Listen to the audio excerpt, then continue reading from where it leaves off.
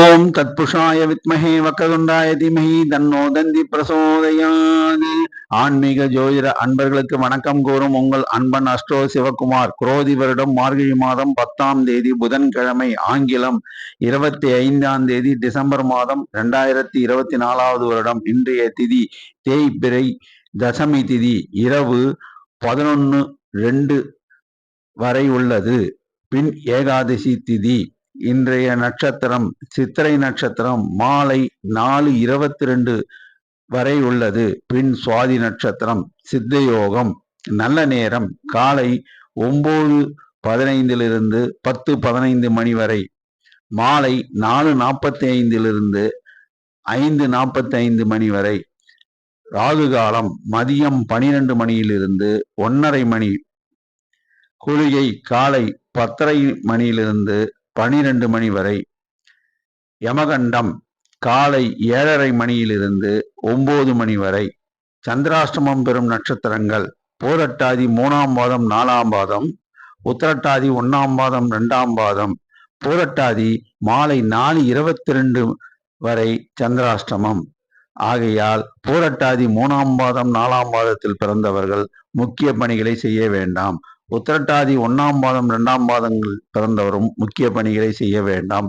அவ்வாறு செய்ய நேரிட்டால் அவர்கள் விநாயகர் கோவிலுக்கு சென்று பின்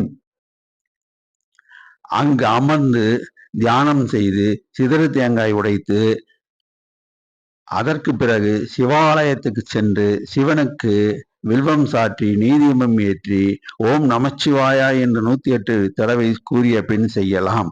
மிக மிக முக்கிய பணிகளை செய்யாது மாமூல் பணிகளை செய்வது மிகவும் உத்தமம். இன்றைய ராசி பலன்களை இப்பொழுது காணலாம். மேஷ ராசி அன்பர்களே, நீங்கள் அன்பானவர்கள், பண்பானவர்கள், பாசமானவர்கள். என்றால் எண்ணெயாக காரியத்தை முடிப்பவர்கள். உங்களுக்கு எல்லா விதத்திலும் இன்றைக்கு வெற்றி திருநாளாக அமையும். ஆகையால் நீங்கள் எதை பற்றியும் கவலைப்பட வேண்டிய அவசியம் இல்லை.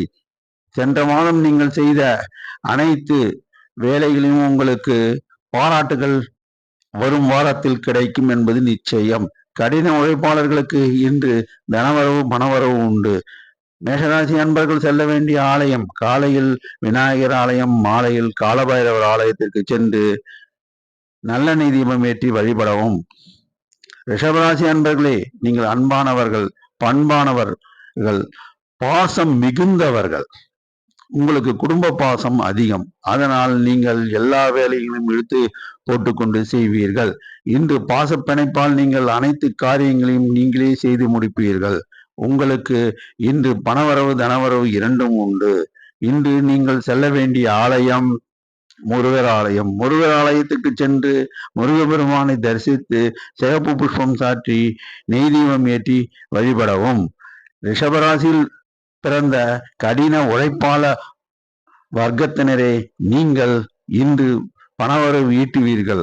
நீங்கள் செய்ய வேண்டிய காரியம் காலையில் சிறிதளவு அன்னத்தை காகத்திற்கு வைக்கவும். பின் மாலையில் நீங்கள் சாப்பிடும் கொஞ்சம் சாப்பாட்டிலிருந்து கொஞ்சோண்டு சாதத்தை நீங்கள் நன்றியுள்ள பிராணியான 4 கால் பைரவருக்கு கொடுக்கவும். உங்களுக்கு தனவரவு பணவரவு எல்லா வரவும் உண்டு.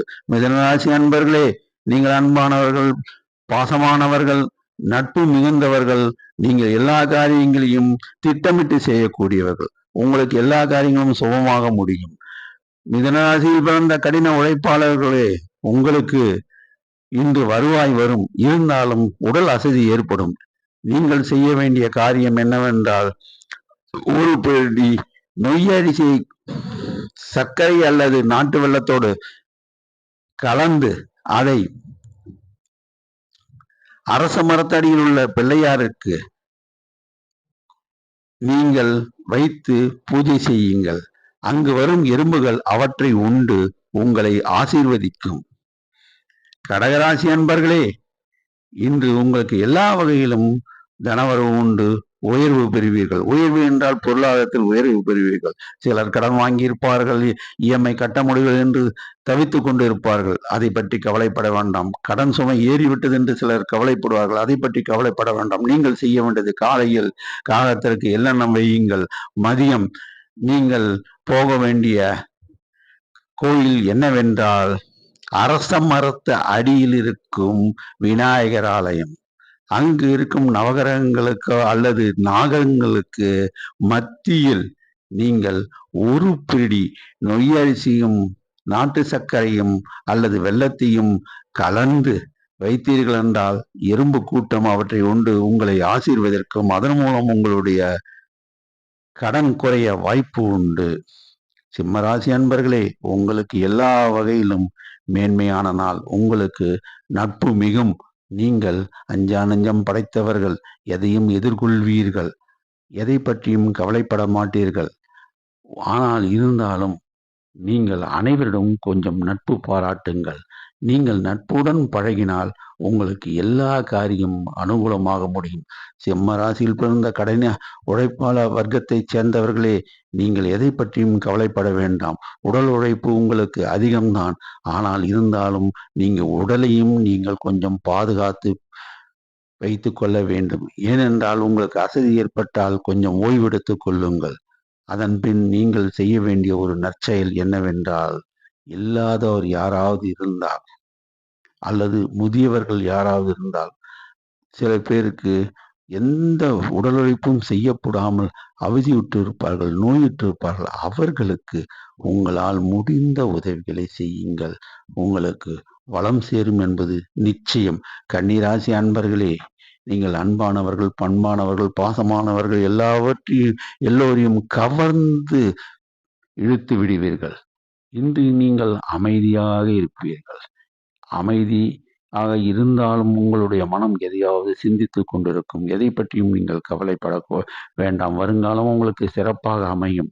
அதற்கு நீங்கள் செய்ய வேண்டிய காரியம் ஒன்னே என்னவென்றால், கோமாதா என்று அழைக்கக்கூடிய பசு அன்னைக்கு அகத்திக்கீரை அல்லது வாழைப்பழத்தை நீங்கள் கொடுங்கள். உங்களுக்கு எல்லா வளங்களும் சேரும். கன்னிராசியில் பிறந்த கடின உழைப்பாளர் வர்க்கத்தை சேர்ந்தவர்களே, உங்களுக்கு எதை பற்றியும் கவலைப்பட வேண்டாம்.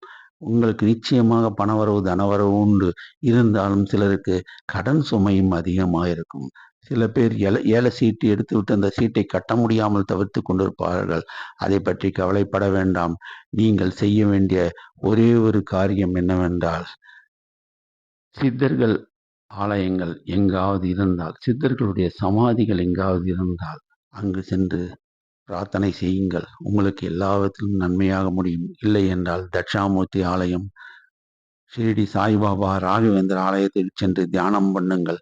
உங்களுக்கு எல்லா காரியம் நல்ல விதமாக முடியும். துளாராசி அன்பர்களே, உங்களுக்கு எல்லா விதத்திலும் புகழ் கிடைக்கும். நீங்கள் எதை பற்றியும் கவலைப்பட வேண்டாம். நீங்கள் நியாயமானவர்கள், நேர்மையானவர்கள், மனதில் பட்டதை சட்டென்று சொல்லக்கூடியவர்கள். இதுவரை உங்கள் மீது வருத்தப்பட்டு கொண்டிருந்தவர்களும் இனிமேல் உங்களை புகழத் தொடங்கி விடுவார்கள். ஏனென்றால் உங்களுக்கு வருங்காலம் மிகவும் பொற்காலமாக அமையும். உங்களுக்கு சிலருக்கு கோடீஸ்வர யோகமும் அமைப்பும் வருங்காலத்தில், அதாவது 2025க்கு மேல் நிச்சயமாக கிடைக்க வாய்ப்புகள் உண்டு. அதற்கு நீங்கள் செய்ய வேண்டியது தான தர்மங்கள். தான தர்மங்களை நீங்கள் செய்தீர்கள் என்றால் உங்களுக்கு மேன்மேலும் செல்வம் சேரும். கடின உழைப்பாளி வர்க்கத்தில் உள்ளவர்களே, நீங்கள் எதை பற்றியும் கவலைப்பட வேண்டாம். உங்களில் ஒரு சில பேரும் மிக பெரிய வளர்ச்சியை காண்பீர்கள்.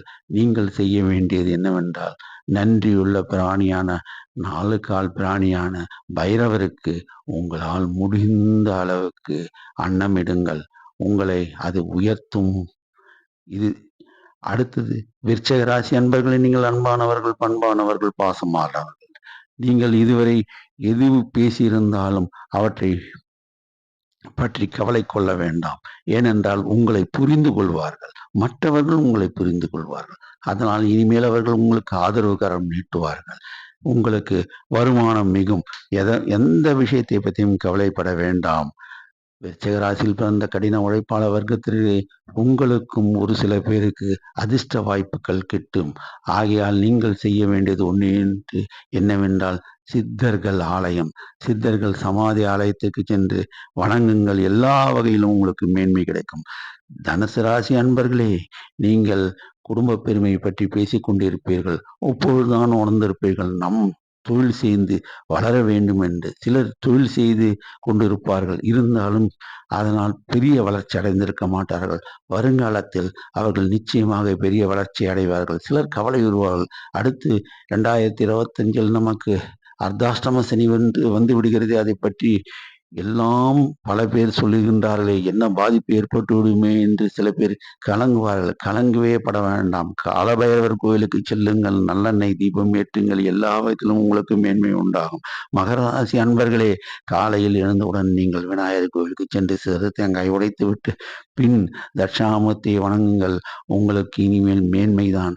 2025ஆம் ஆண்டு உங்களுக்கு மேன்மையான காலமாக அமையும் என்பது உங்கள் மனதில் பட்டுவிட்டது. அதனால் நீங்கள் நிம்மதியாக இருப்பீர்கள். நீங்கள் செல்ல வேண்டிய ஆலயம் பெருமாள் ஆலயம். பெருமாள் ஆலயத்திற்கு சென்று பெருமாளை வணங்கி தாயாரையும் வணங்குங்கள். உங்களுக்கு நிச்சயமாக மேன்மை கிடைக்கும். கும்பராசி அன்பர்களே, நீங்கள் நியாயமானவர்கள், நேர்மையானவர்கள், மற்றவர்களுக்கு உதவி செய்யும் மனப்பான்மை உள்ளவர்கள். இன்று குடும்பத்திற்காக செலவு செய்ய கிளம்பி கொண்டிருப்பீர்கள். அந்த செலவுகள் நற்செலவாக அமையும். அதனால் நீங்கள் அதை பற்றி கவலைப்பட வேண்டாம். உங்களுக்கு வருவாய் கிடைக்கும். நீங்கள் காலையில் காக்கைக்கு எள்ளெண்ணம் வையுங்கள். மதியம் 4 கால் பிராணியான நன்றியுள்ள ஜீவனான பைரவருக்கு அன்னமிடுங்கள். மாலையில் நீங்கள் கோமாதா என்ற பசு அன்னைக்கு பழங்களை வாங்கி அள்ளியுங்கள். உங்களுக்கு வாழ்க்கையில் முன்னேற்றம் நிச்சயமாக காத்து கொண்டு இருக்கின்றதா. நீங்கள் மாலையில் ஆஞ்சநேயர் கோவில் சென்று துளசி மாலை அணிவித்து நெய் தீபம் ஏற்றுங்கள். எல்லா வகையிலும் உங்களுக்கு உயர்வு கிடைக்கும். மீனராசி அன்பர்களே, உங்களுக்கு தொழில் போட்டி இருக்கும். அதை பற்றி நீங்கள் கவலைப்பட வேண்டாம். போட்டியாளர்கள் உங்களை கண்டு ஒதுங்கி விடுவார்கள். நீங்கள் தான் வெற்றி அடைவீர்கள். எதை பற்றியும் நீங்கள் கவலைப்பட வேண்டிய அவசியமில்லை. நீங்கள் காலையில் பிள்ளையார் கோயில் செல்லுங்கள். பிள்ளையாரை வணங்கிவிட்டு உங்கள் செயல்களை செய்யுங்கள். எல்லாவற்றிலும் மேன்மை உண்டாகும். நீங்கள் செல்ல வேண்டிய ஆலயம் தட்சிணாமூர்த்தி ஆலயத்துக்கு சென்று நெய் தீபம் ஏற்றுங்கள்.